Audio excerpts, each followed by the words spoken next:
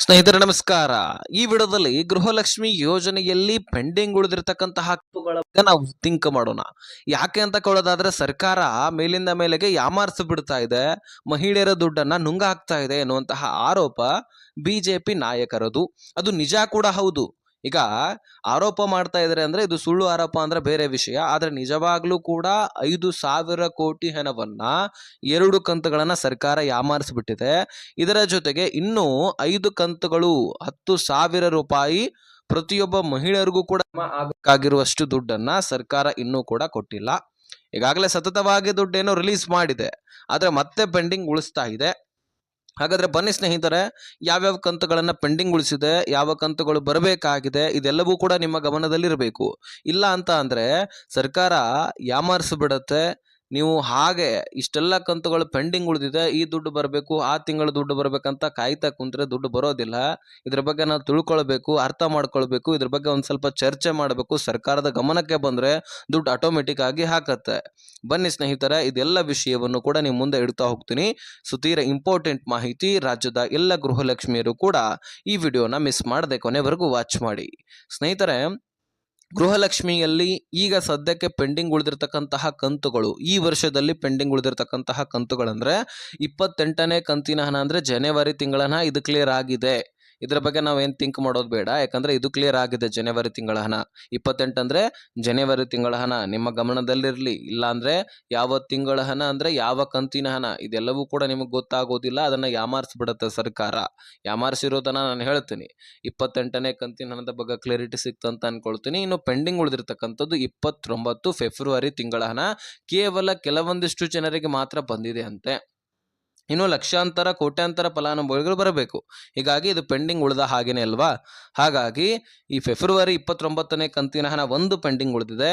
30ನೇ ಕಂತಿನ ಹಣ ಮಾರ್ಚ್ ತಿಂಗಳ ಹಣ ಇದು ಕೂಡ ಪೆಂಡಿಂಗ್ ಉಳಿದಿದೆ. ಮಾರ್ಚ್ ಆಲ್ರೆಡಿ ಮುಗಿದು ಹೋಗಿದೆ. ಇನ್ನು ಏಪ್ರಿಲ್ ಕೂಡ ಮುಗಿದು ಹೋಗಿದೆ. 31ನೇ ಕಂತಿನ ಹಣ ಯಾವುದು 29 ಫೆಬ್ರವರಿ, 30 ಮಾರ್ಚ್, 31 ಏಪ್ರಿಲ್, ಮೇ ಕೂಡ ಪ್ರಾರಂಭವಾಗಿದೆ. ಮೇ ತಿಂಗಳದು ಜೂನ್ನಲ್ಲಿ ನಾವು ಪಡ್ಕೊಳ್ಬೇಕು. ಯಾಕಂದ್ರೆ ಸರ್ಕಾರಿ ನೌಕರಸ್ಥರ ವೇತನವನ್ನ ಕೊಡುವ ಹಾಗೆ ಗೃಹಲಕ್ಷ್ಮಿ ದುಡ್ಡನ್ನ ಕೊಡುತ್ತಂತೆ ಸರ್ಕಾರ. ಅದಕ್ಕಾಗಿ ಮೇ ತಿಂಗಳಲ್ಲಿ ದುಡಿಮೆ ಮಾಡಿದ್ರೆ ಜೂನ್ನಲ್ಲಿ ಪಡ್ಕೊಳ್ತೀವಿ, ಜೂನ್ನಲ್ಲಿ ದುಡಿದಿದ್ರೆ ಜುಲೈನಲ್ಲಿ, ಈ ರೀತಿಯಾಗಿ ಏಪ್ರಿಲ್ ತಿಂಗಳದನ್ನ ಈಗ ಮೇನಲ್ಲಿ ಜಮಾ ಮಾಡಬೇಕಲ್ವಾ. ಹೀಗಾಗಿ 3 ತಿಂಗಳ ಹಣ ಈ ವರ್ಷದಲ್ಲಿ ಪೆಂಡಿಂಗ್ ಉಳಿದಿದೆ. ಯಾಕಂದ್ರೆ ಮೇ ಪ್ರಾರಂಭವಾಗಿದೆ. ಹೀಗಾಗಿ 3 ತಿಂಗಳ ಹಣವನ್ನ ಸರ್ಕಾರ ಕೊಡಬೇಕು. ಇದರ ಜೊತೆಗೆ ಹೋದ ವರ್ಷದ 2025 ಪ್ರಾರಂಭದಲ್ಲಿ ಜನವರಿ ತಿಂಗಳವನ್ನ ಕೊಡುತ್ತೆ. ಅದಾದ ಬಳಿಕ ಅನ್ನಭಾಗ್ಯ ಯೋಜನೆಯಲ್ಲಿ ನಿಮಗೆ ಜ್ಞಾಪಕ ಇರಬಹುದು, ನಿಮಗೆ ಅಕ್ಕಿಯನ್ನ ಕೊಡ್ಲಿಕ್ಕೆ ಪ್ರಾರಂಭಿಸ್ತಾರೆ ಸರ್ಕಾರದವರು. ಹೌದು, ದುಡ್ಡನ್ನ ಕೊಡೋದು ಕ್ಯಾನ್ಸಲ್ ಮಾಡಿ 10 kg ಪ್ರತಿಯೊಬ್ಬರಿಗೂ ಕೂಡ ಜಮಾ ಕೊಡ್ಲಿಕ್ಕೆ ಸ್ಟಾರ್ಟ್ ಮಾಡ್ತಾರೆ. ಪ್ರತಿಯೊಬ್ಬರಿಗೂ ಕೂಡ 10 kg 5 ಜನ ಇದ್ದಂತಹ ಮನೆಗೆ 50 kg, 6 ಜನ ಇದ್ದಂತಹ ಕುಟುಂಬಸ್ಥರಿಗೆ 60 kg, 4 ಜನ ಇದ್ದಂತಹ ಕುಟುಂಬಸ್ಥರಿಗೆ 40 kg, ಈ ರೀತಿಯಾಗಿ ಅಕ್ಕಿ ಕೊಡ್ಲಿಕ್ಕೆ ವಿತರಣೆ ಮಾಡ್ಲಿಕ್ಕೆ ಪ್ರಾರಂಭಿಸ್ತಾರೆ. ಅದೇ ಸಂದರ್ಭದಲ್ಲಿ ಸರ್ಕಾರ ಏನ್ ಮಾಡುತ್ತೆ, ಫೆಬ್ರವರಿ ಮತ್ತು ಮಾರ್ಚ್ ತಿಂಗಳ ಹಣವನ್ನ ಯಾಮಾರಿಸ್ಬಿಡುತ್ತೆ. 2 ತಿಂಗಳ ಹಣವನ್ನ ಕೊಡದೆ ಡೈರೆಕ್ಟ್ ಆಗಿ ಏಪ್ರಿಲ್ ತಿಂಗಳ ಹಣವನ್ನ ಕೊಟ್ಬಿಡುತ್ತೆ. ಜನವರಿ ತಿಂಗಳಾದ ಬಳಿಕ ಡೈರೆಕ್ಟ್ ಆಗಿ ಏಪ್ರಿಲ್ ತಿಂಗಳ ಹಣವನ್ನ ಕೊಡುತ್ತೆ. ಹೀಗಾಗಿ ಫೆಬ್ರವರಿ ಮತ್ತು ಮಾರ್ಚ್ ತಿಂಗಳ ಹಣವನ್ನ ಸರ್ಕಾರ ಕೊಡೋದೇ ಇಲ್ಲ. ಆ 2 ತಿಂಗಳ ಹಣ ಎಲ್ಲೋಯ್ತು ಅನ್ನುವಂತಹ ಪ್ರಶ್ನೆ ಬರುತ್ತೆ. ಬಿಜೆಪಿ ನಾಯಕರು ಇದರ ಬಗ್ಗೆ ಧ್ವನಿ ಎತ್ತುತ್ತಾರೆ. ಚಳಿಗಾಲದ ಅಧಿವೇಶನದಲ್ಲಿ ಸಚಿವೆ ಲಕ್ಷ್ಮೀ ಹೆಬ್ಬಾಳ್ಕರ್ ಅವರನ್ನ ತರಾಟೆಗೆ ತೆಗೆದುಕೊಳ್ತಾರೆ.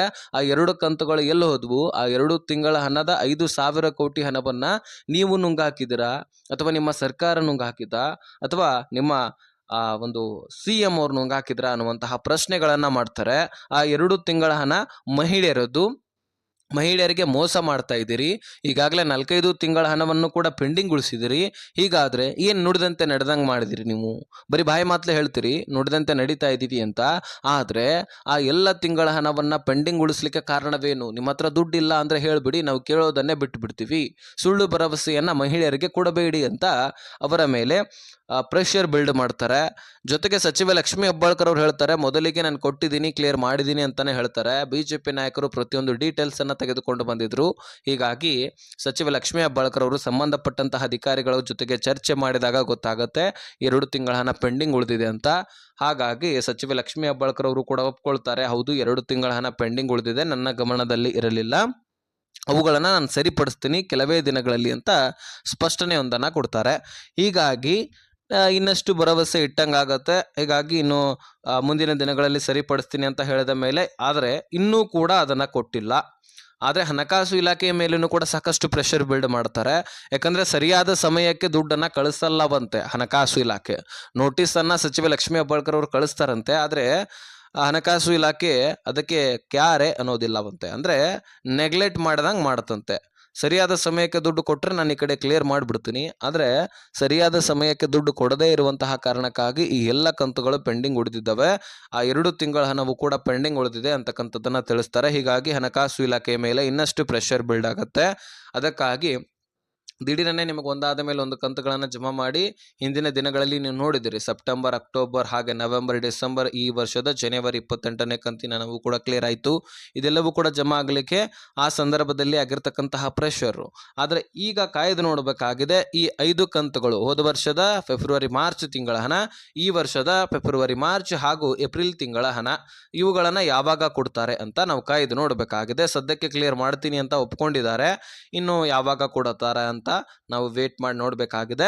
ಸೊ ಕ್ಲಿಯರಿಟಿ ಸಿಕ್ಕಿದೆ ಅಂತ ಅನ್ಕೊಳ್ತೀನಿ. ಯಾವ ತಿಂಗಳ ಹಣ ಪೆಂಡಿಂಗ್ ಉಳಿದಿದೆ, ಯಾವ ತಿಂಗಳ ಹಣ ಬಂದಿದೆ, ಸದ್ಯಕ್ಕೆ ಬರಬೇಕಾಗಿರ್ತಕ್ಕಂತಹ ಕಂತುಗಳು ಯಾವುವು, ಇವೆಲ್ಲವೂ ಕೂಡ ತಿಳಿದಿದೆ ಅಂತ ಅನ್ಕೊಳ್ತೀನಿ. ಈ ವಿಷಯವನ್ನು ಆದಷ್ಟು ಎಲ್ಲ ಗೃಹಲಕ್ಷ್ಮಿಯರಿಗೆ ಶೇರ್ ಮಾಡಿ, ಅವ್ರಿಗೂ ಕೂಡ ಗೊತ್ತಾಗಲಿ. ಹಾಗೆ ಸಬ್ಸ್ಕ್ರೈಬ್ ಮಾಡ್ಕೊಳ್ಳಿ.